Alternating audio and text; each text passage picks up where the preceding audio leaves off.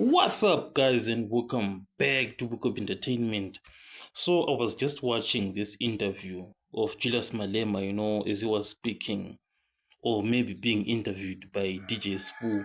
And Malema, was talking about Mbuyiseni Ndlozi and Floyd Shivambu when they were still together at the EFF, whereby he was saying, I am free to be challenged.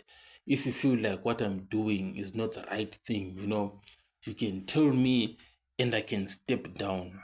So what we can see here, is that Malema was actually a very democratic guy, who was very open and was prepared, to step down, but only if faced openly, like face to face, and told the truth in his face. But unfortunately, Mbuyiseni Ndlozi and Floyd Shivambu failed to do that completely. It was an outright failure, to tell this guy, that, what, you've got to step down, because some of your provocations, they are detracting us as the EFF, so they failed to do that.